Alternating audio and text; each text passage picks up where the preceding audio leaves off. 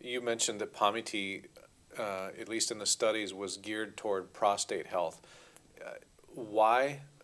What's particular about the prostate and those ingredients, and can it be beneficial for other conditions or symptoms? Yeah, the laboratory data for those four foods apply to a number of different cancers. There was ovarian cancer cells, prostate, breast, and the benefit seemed to be across the board, that there was just a general anti-cancer benefit. But to conduct a clinical trial, as you know, is quite difficult, and you have to select a group which are not on any other conventional treatments. Now, I'm a mainstream oncologist, and if I said to a woman with breast cancer, "Can you take Pomi-T or placebo?" she'll probably walk out the door, and quite rightly too. So you had to pick a group which weren't actually. It wasn't necessary to go on to conventional treatments, and therefore the active surveillance group or the relapse group of men with prostate cancer is the ideal cohort to pick, because it's perfectly appropriate to say to someone, look, we don't need to rush back on hormones because you'll gain weight, you'll get hot flushes, you'll get erectile dysfunction. What about trying something else for 6 months first and see if there's a benefit? And if there's no benefit, we can always just put you back onto traditional therapies. So it's the ideal group to pick. What sort of benefits did you see? Can you discuss what you found in those trials?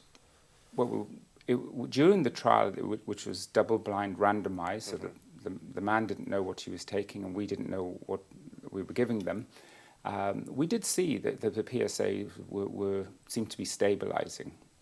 But the most exciting part is when the statistician who cracked open the code. We were quite staggered actually by the findings. There was a 63% difference in PSA progression rate between the placebo and the actual Pomi-T itself. And that also meant that during the study, or at the end of the study, men were asked, do you want to stay on active surveillance, do you want to stay off hormones? And obviously this decision was made not knowing what they were taking. There was also a 50% reduction in men who'd chosen to leave the active surveillance program.